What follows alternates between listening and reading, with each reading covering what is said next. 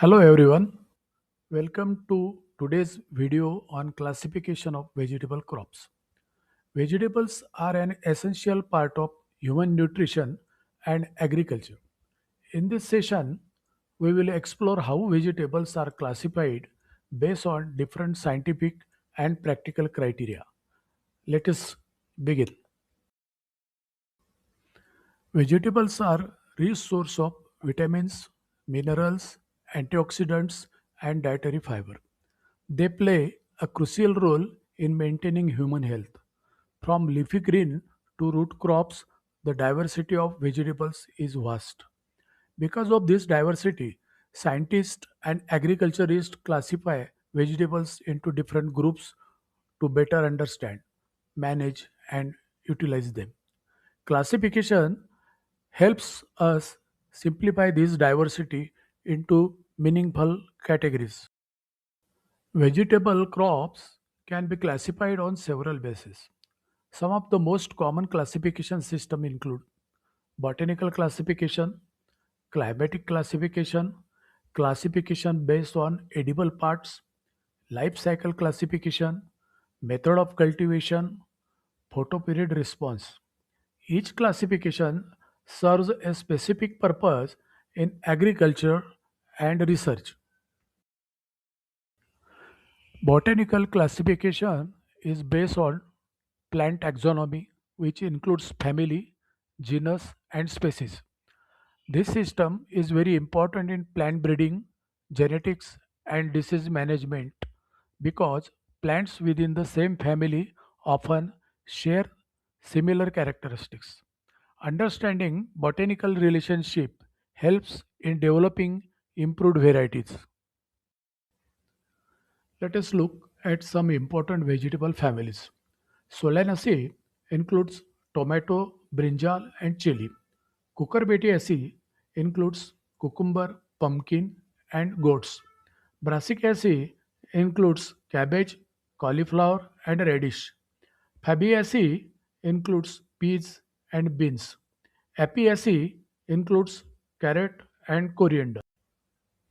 Alliaceae includes onion, garlic, leek, and chives. These plants are known for their strong aroma, which comes from sulfur containing compounds. They typically form bulbs which are modified underground stems used for storage. Vegetables can also be classified based on climate requirements. This classification helps farmers choose the right crop for the right season and location. There are two major categories: cool season vegetables and warm season vegetables. Cool season vegetables grow best at temperature between 15 to 20 degrees Celsius. They can tolerate frost are and are usually grown during winter or early spring. Example includes cabbage, cauliflower, carrot, pea, and spinach. These crops perform best under mild temperature conditions. Warm season vegetables require higher temperatures, usually above 20 degrees Celsius. They are sensitive to frost and are grown in summer or warm climates. Example includes tomato, brinjal, okra, and cucurbits like cucumber and pumpkin. These crops thrive in warm and sunny conditions. Another important classification is based on the part of the plant that is consumed. Vegetables can be grouped into root vegetables, leafy vegetables, stem vegetables, flower vegetables, fruit vegetables, and bulb vegetables. This classification is widely used in nutrition and cooking. Now, let us begin with root vegetables, one of the most important categories based on the edible parts. In these crops, The root is the main edible portion which develops underground and stores nutrients for the plant. These storage roots are usually rich in carbohydrates, sugars, vitamins, and minerals. Common example includes carrot, radish, beetroot, and turnip. Root vegetables play a crucial role in human nutrition. For example, carrot is rich in beta carotene, which is a precursor of vitamin A, while beetroot is known for its iron content and blood purifying properties. From agriculture point of view, these crops require loose and well-drained soil. So both nutritionally and agronomically, root vegetables are very important. Next, we have leafy vegetables where the leaves are consumed as a food. It includes spinach, lettuce, fenugreek, and amaranthus. These vegetables are extremely rich in vitamins like A, C, and K, as well as minerals like iron and calcium. Because of this, they are often recommended for improving overall health and immunity. Leafy vegetables are generally fast growing crops and can be harvested multiple times. In stem vegetables, the edible part is either the stem or a modified stem. A very common example is potato, which is actually a tuber, a modified underground stem used for storage, and other example includes asparagus and kohlrabi. These crops store food in their stem, making them energy rich. Potato, for instance, is a major source of carbohydrate and is considered a staple food in many countries. Understanding that potato is stem and not a root is an important concept. Flower vegetables are those where the flower or immature flower buds are consumed. It includes cauliflower and broccoli. In cauliflower, the edible part is called the curd, which is actually a compact mass of undeveloped flower buds. These vegetables are highly nutritious and rich in vitamins, especially vitamin C, and also contain antioxidants that are beneficial for health. These crops require cool climate conditions for proper development. Coming to the fruit vegetables, where the edible portion is the fruit of the plant. It includes tomato, brinjal, chili, okra, and cucurbits like cucumber and pumpkin. They are generally rich in vitamins and antioxidants. These are the true fruits because they develop from the ovary after fertilization, and this crop requires warm season. Bulb vegetables are onion and garlic. These crops belongs to Eliaceae group, which is traditionally recognized in horticulture and now placed under Amaryllidaceae in modern system. Bulb vegetables are known for their strong aroma and pungent taste due to sulfur compounds. Let us now move to classification based on life cycle, which refers to the duration a plant takes to complete its growth and reproduction.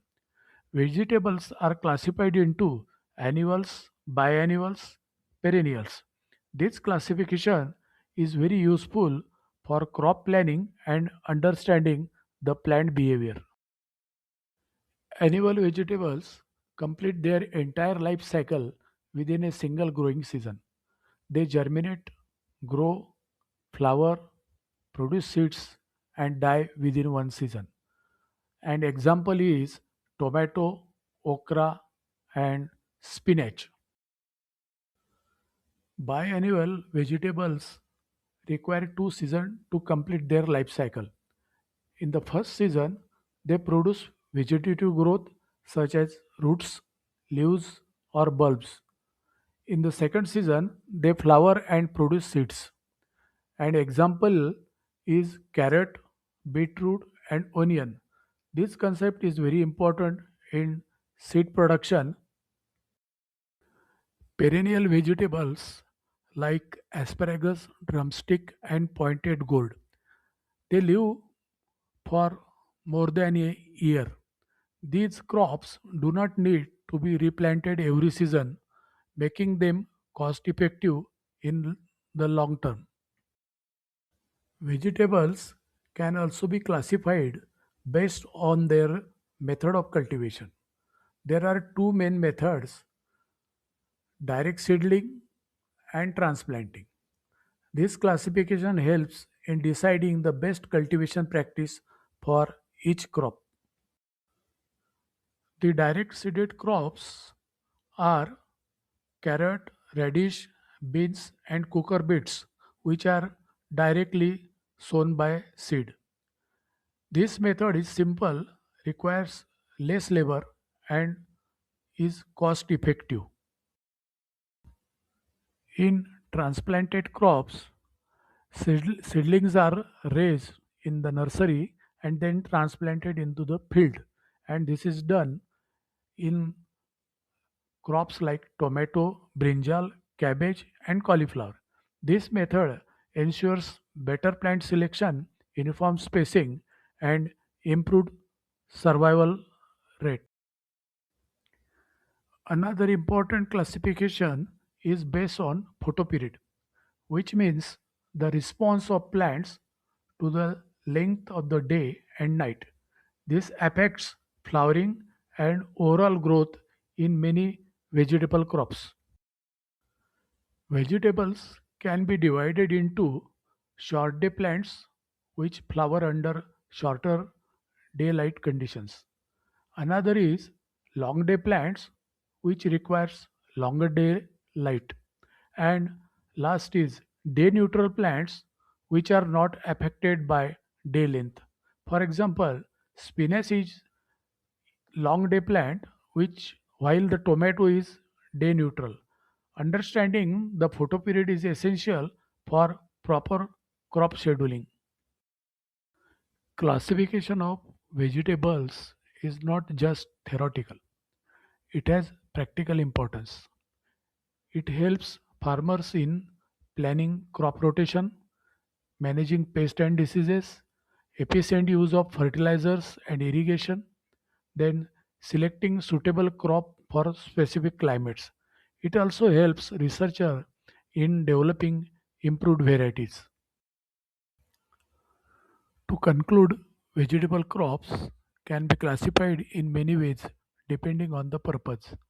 Understanding this classification helps farmers, researchers, and students make better decisions in crop production and management. A strong understanding of classification is the foundation of successful vegetable research. I hope this video help you to understand the classification of vegetable crops clearly. If you like this video, then don't forget to share and subscribe. Thank you. See you in the next video.